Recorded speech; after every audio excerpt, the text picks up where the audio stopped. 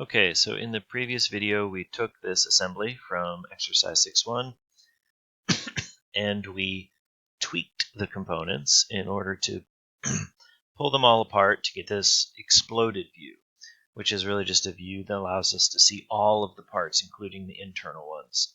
When this was fully assembled, we wouldn't, for instance, be able to see these spheres, but by pulling it apart we can see everything. What we want to do now is we want to place this presentation into a drawing. So I'll minimize this, go back to the home screen, and let's start a new drawing file.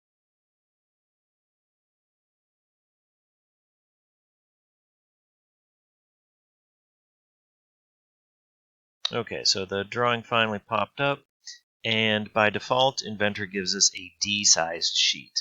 That's probably too big for what we need. So I'm going to go up here to where it says Sheet, and I'm going to right-click on it and edit this sheet. Now, for most of our drawings that we did, we used a B-size sheet, so all of your other drawing assignments should have been on a B-size sheet. This is going to be a little bit larger, so I might try a C size because I've got multiple parts. This is something that you can change later on, so if you place your presentation here and you realize that the sheet size just isn't quite right, you can always go back and change it. So just like placing parts into a drawing, you can also place presentations. So I'm going to place a base view, and I'm going to browse, and I am looking for the presentation, the IPN file. So that's it right there. Make sure that this option in the window, the file type, is set to allow you to search for parts, assemblies, and presentations. Sometimes people might have this accidentally set to just parts, for instance, and if it's only looking for parts, it won't show you any presentations. So I sometimes have students say, where did it go? It's not there. Well, it is there, you just have to be looking for it. So we can specifically look for presentation files and select it and open.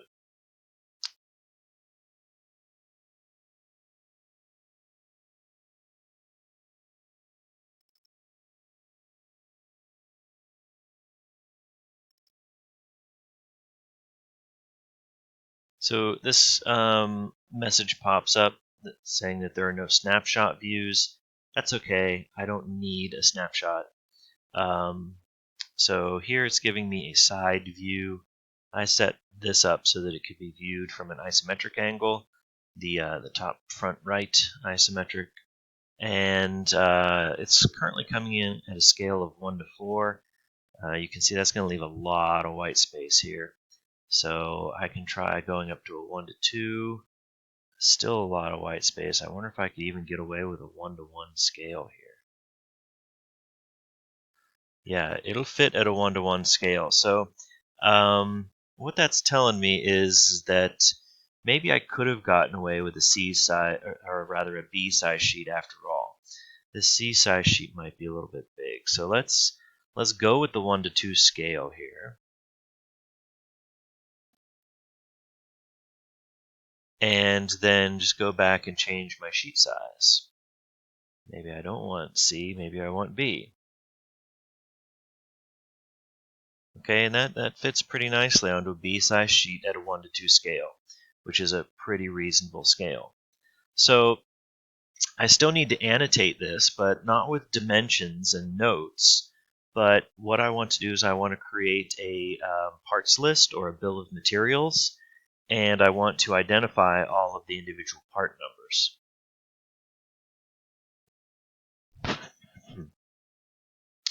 So on the Annotate tab, I can choose Parts List. And so it will automatically create a parts list for me if I just simply tell it what assembly it is that I'm displaying. So it automatically comes up here. It recognizes that this assembly is placed into this file. I just have to choose it and select all of the default settings and hit OK. and then just find a place to put it. I think it might make sense to put it down here by the title block. And so I've got my item numbers 1 through 6, the quantity of each of them. The part number is just whatever the file name was. So, like for instance, I created the connector, and so it doesn't have the same naming convention as the other parts, which were created by the textbook publisher. And they also have a description. So, for instance, this ESS 0610, what was that? I need to go back to my original assembly file to determine what that was. Let's look at the drawing again. ESS 0610. Well, it should become obvious when I put my balloons on them in order to see what their item number is. So that's the next thing I'll do is, again, on the Annotate tab, select a balloon, click on one of the parts, place the balloon, and then I just hit enter. I usually don't give it a landing, just a straight shot from the circle to the part. So that's part number 3. If I look down here, that is the union. Now, your item numbers may disagree with mine. The item numbers are based on the order in which they were placed into the original assembly file. So if yours are shuffled around or in a slightly different order, that's okay. There's nothing wrong with that. That's part 4. There we go. That's what we're looking for. That is the sphere. So I could, if I wanted to, I could add that description into the parts list here. If I double click on it here, I could call it sphere or maybe ball bearing. So I can add a description. And, for connector, I can just call it a connector. I can double click on the parts list, it brings up this dialog box, and then I can enter some of my own information here. There we go.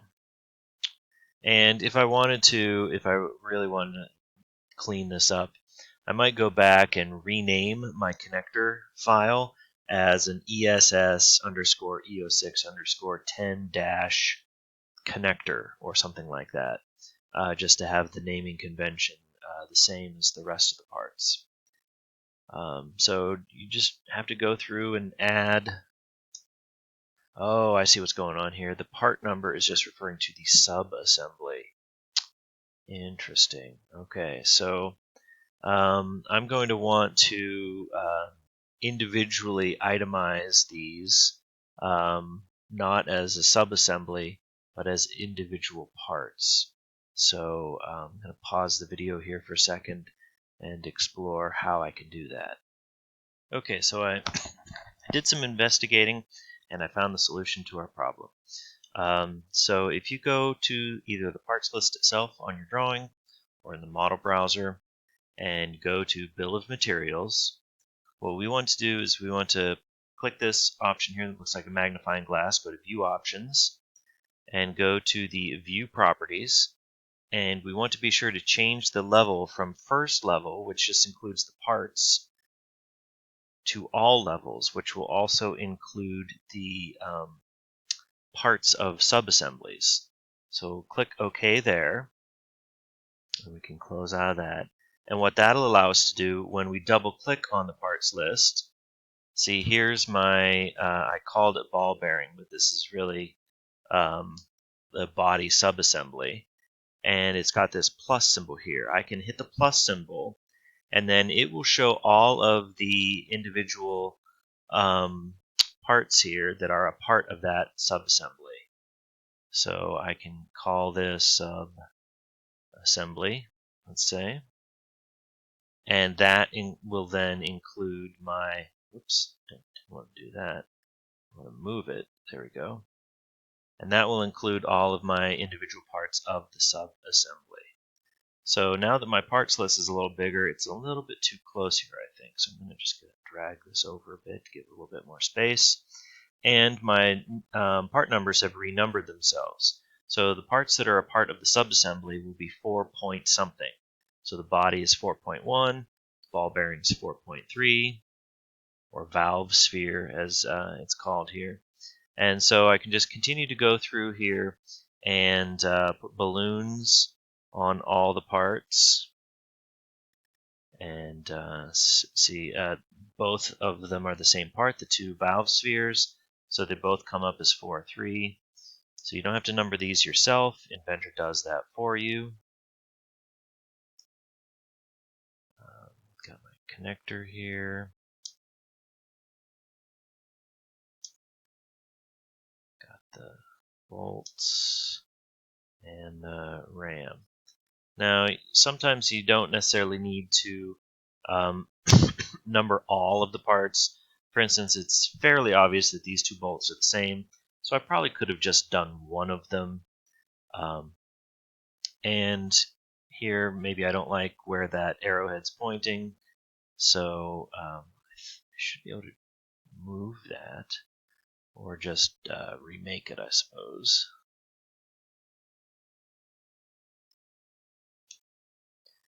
But be sure that all of your parts, we've got 1, 2, 3, 4, 5, 6, plus our 3 subassembly parts here. 1, 2, 3. So I've got 4.1, 4.2, 4.3. And I've got parts 1, 2, 3, 5, 6. So I've got everything numbered in my parts list. Got a description for everything. Last thing I should do here is fill in my title block information.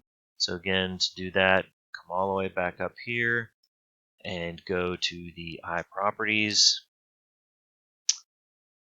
title.